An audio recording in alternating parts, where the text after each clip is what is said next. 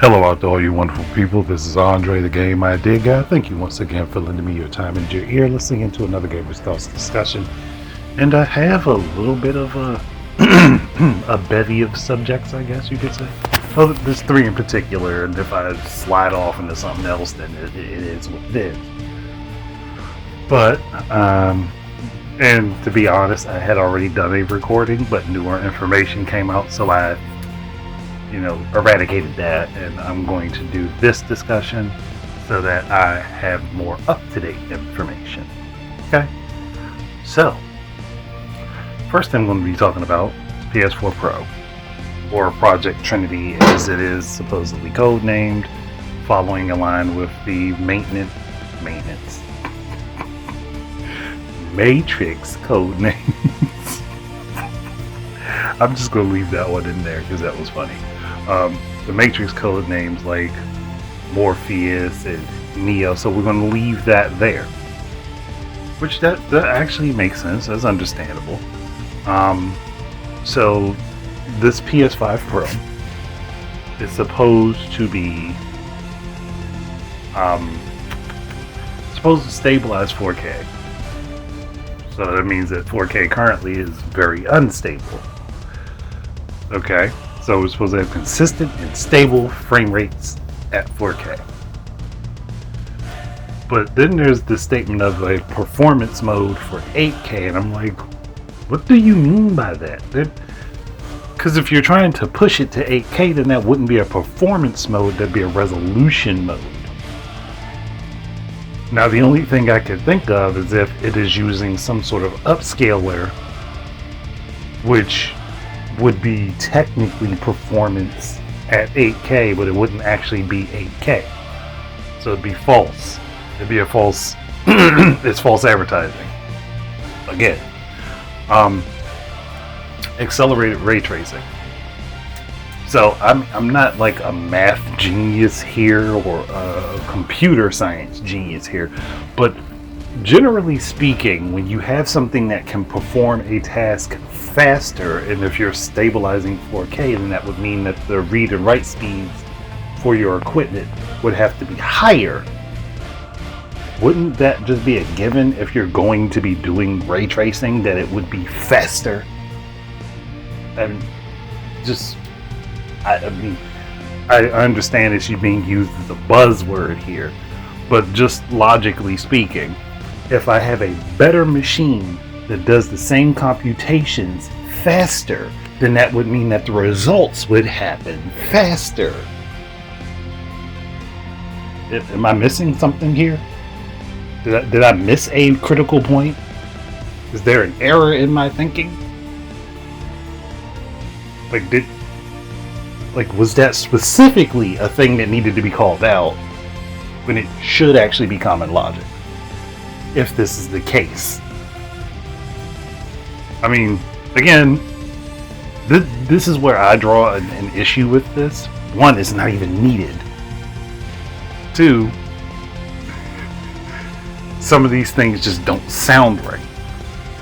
And then there's the so this was supposedly been in the works since like January of 2022. Okay, cool. Devs are supposed to be getting kits sometime in November this year, where they have seen active demos of it apparently, or are seeing active demos of it now. Okay, cool, whatever, and it's supposedly going to be releasing November of next year. Again, kind of pointless. At least in my eyes, it's kind of pointless because you already have a very powerful machine that isn't fully getting utilized. Hell, the PS4 wasn't fully utilized. That's how we're rolling at this. But let's also look at this. It's supposed to be getting dropped for $500. What's the price of the current PS5? $500, right? Unless you're getting the all digital version, and then it's $100 less.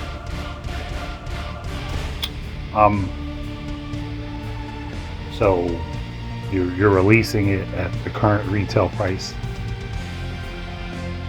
of the one that you have on the market now. Now, potentially, yeah, they're probably going to do a price drop, but if the machinery in this version of the PS5 is so much better, wouldn't that be indicative of it being a more expensive machine? I don't know. That price point doesn't sound right to me. I'm not saying it is or isn't happening. I'm just saying some things don't make sense. Plus, the article that is the source of all of this information, it feels very iffy. And even the website that is on, they don't name the person who writes the article. And that to me is a little weird, personally. It just is off. But I'm just thinking, if this machine is in existence, it's probably going to be more than $500 unless Sony is willing to take a massive hit when they're already bleeding money. And that's probably not a good idea. If we're being honest, that's probably not a good idea. Okay. Next thing is quantum error. So, originally, the social media page for the game, not the dev team, the game, talked about how people should get this game on the PS5 because it will run better without loading screens. And they pointed to the SSD being the reason for that, and even said that the SSD in the PS5 is at least 2 times the speed of that in the Xbox Series S and X. One, that statement's not true. They're within spitting distance of each other. Yes, the PS5 SSD is slightly faster. It may be a different type of SSD, which could be more efficient, but that doesn't make it that much faster. People need to learn the difference between efficiency and speed. Secondly, people who have PS5 that may have swapped out their SSD for one that's bigger, that has more space, that could be slower, that would have to be accounted for. So you would be running into the same problem anyway that you would have with the Series S and X. You'd literally be running into the same problem where your data would load in slower. And there could potentially be hitching. And just to let anybody know, hitching can actually break a game. It can break the timings in a game. It can break loading sequences.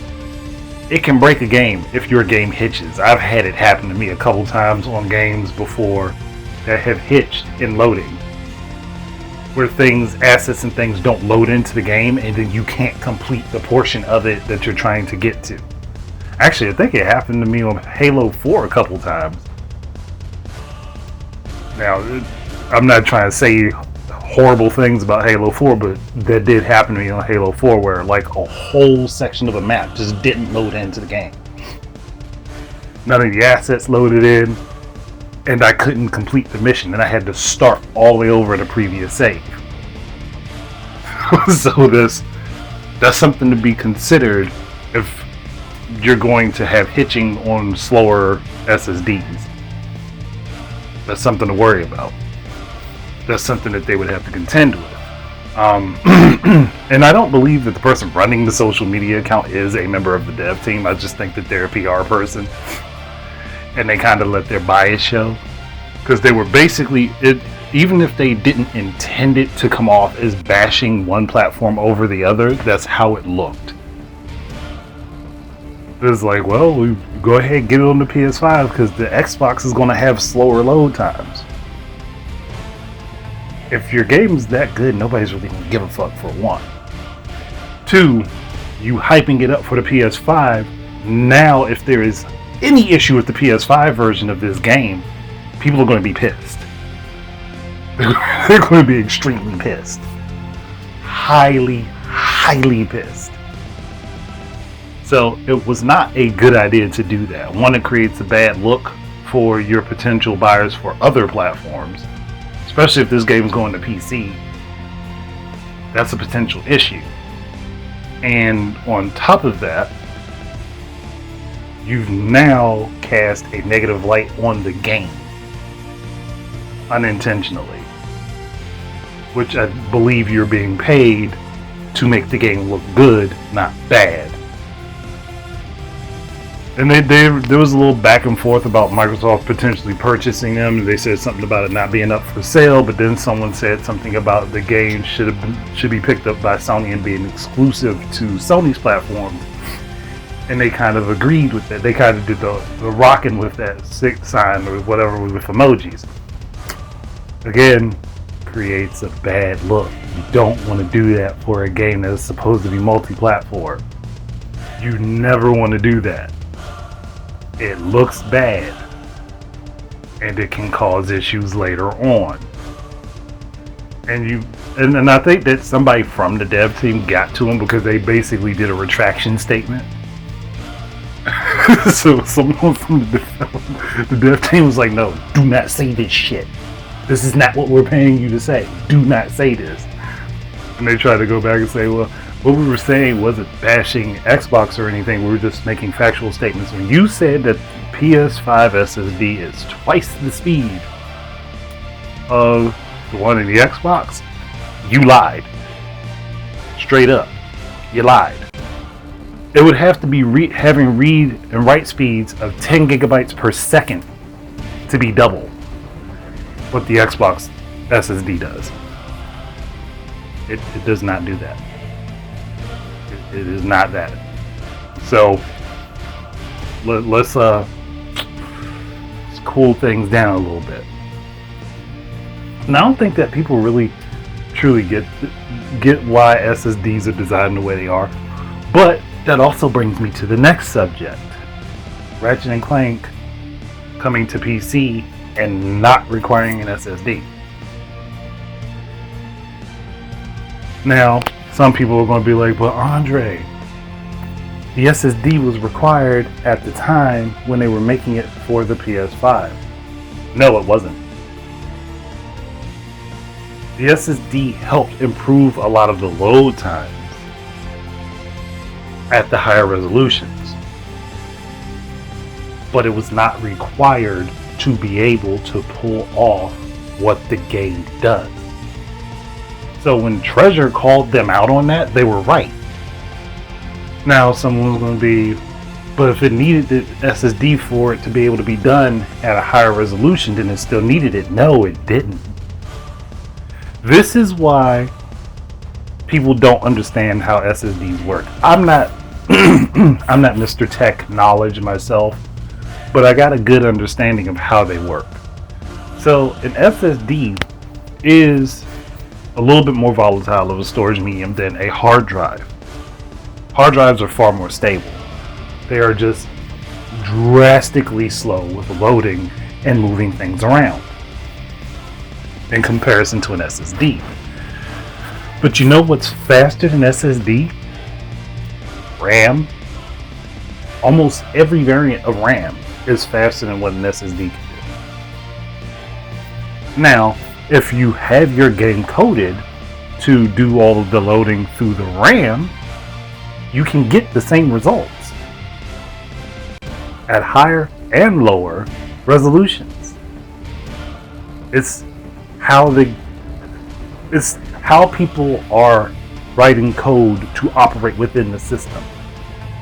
Now, if you can do this at a lower resolution with a lower amount of RAM and a hard drive, the SSD was not a necessity. It can add to and help improve upon things, but it is not a necessity. That's the whole point. It is not a necessity. And we still have companies that have not truly mastered 1080p trying to rush to 4K.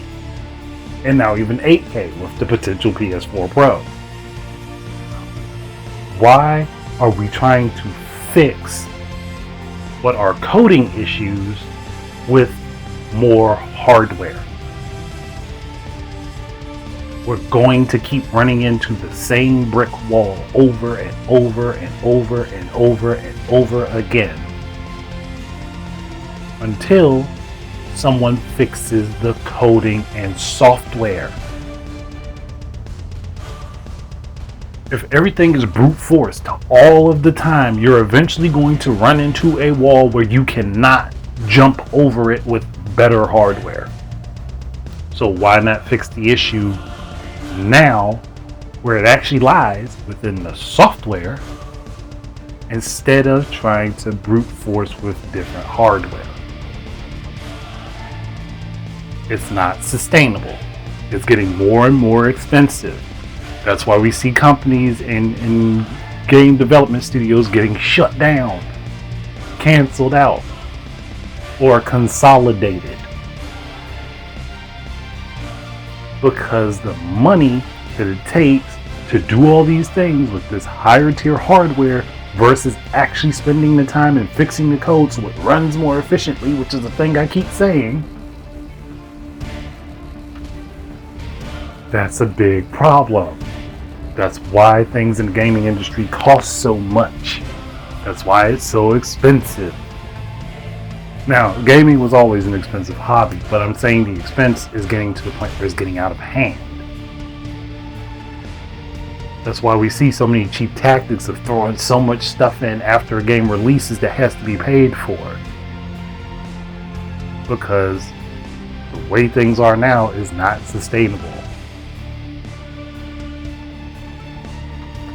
So no, Ratchet & Clank Rift Apart did not, I repeat, did not require an SSD in order to do what it did.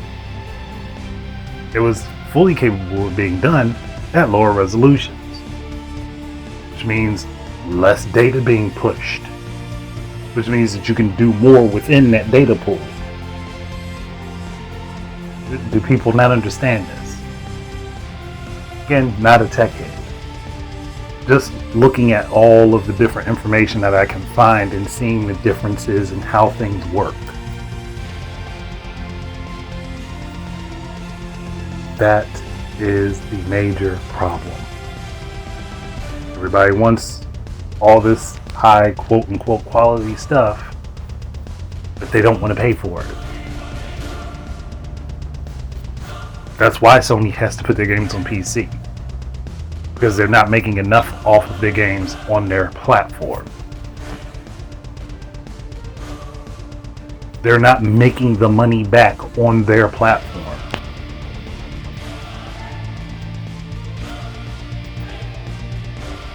I know I've said this before, but that's the reason. So, one thing has been basically proven not true. A PR person basically made a bad look for their game. And we have a rumor for a PlayStation platform that is all but confirmed. I'm not saying it is or isn't, again. I'm just saying the rumor is out there, and Microsoft also hinted that they figured Sony was doing something like this anyway. But here's a quick question for everybody listening. PS5 Pro comes out, does that mean that the PS5 is hindering the PS5 Pro? Is it holding it back? Is it stopping it from being able to reach its full potential? Just wanted to ask that quick question before I close out. But thank you guys very much for listening, and keep your eyes and ears out for more stuff from me. And until the next time, enjoy your games. Peace out, everybody. Okay, so this is an add-on toward the end of the video because I just recently found out that Quantum Error was supposed to have a PS4 version. So they were going to port from the PS5 down to the PS4. Now, just follow me here. If you're having trouble running this machine on the Xbox Series S and X, what would make you think it would run well on a PS4? That's the question I have there. Because apparently there was never an Xbox One version to consider. And I can understand why you would want to put a version of the game on the PS4, but if that was what you were going to do, that should have been the starting point. So I have no idea as to why they did that, other than inexperience and their own implicit bias towards Sony's platform. That's the only thing I can think of. So part of me believes that the team really just doesn't have the experience with dealing with the code of the game like they should. Because that tells me, like, if you can't get it to, like, one, you shouldn't have started with the PS5. If you were going to do that, should have started with the PS4. If you wanted to have that audience base as a part of the game, you should have started with the PS4. Hell, they don't even know what they're going to be doing with the PC port of this. But at the same time, it's like, yo, like, do you guys not know how to interpret your code? Like, obviously I don't, because I'm not a programmer. But you guys should. So either you don't know how to interpret your code and code it right, or you have assets in that game you do not know how to shut off without it causing a major glitch of some kind. So again, this speaks to the experience of the team. Not necessarily meaning that that's a bad thing. It just means they need to gain more experience, and they are incapable of performing the tasks they need to be able to perform. But they also should have understood you start off with the bottom and work your way up, not the top and work your way down. You don't build a house from the roof. You build it from the ground up. If you put the roof up there, it's just going to hit the ground. Like, you can't build anything from the top down to the bottom. It's just not how it works. That's not how it works. And that's an issue with the industry currently, because they're building at the top and then working their way down. You build your foundation first and work your way up. That is best practices. But I just wanted to get that out there and said, that way, one is on the video version, but I can also add it to the audio version so people can, whoever hears this afterwards, will have that added in. But otherwise, peace out, everybody. Thank you once again. This is Andre, the Game Idea Guy, and if you would like to support my efforts in creating content, please look up my book that is currently on Amazon for purchase. That is The Game Idea Guy Presents Gaming Word Search Volume 1. I am currently working on Volume 2, and it would be highly appreciated. That way you could get something for you supporting me. Again, thank you very much. Peace out.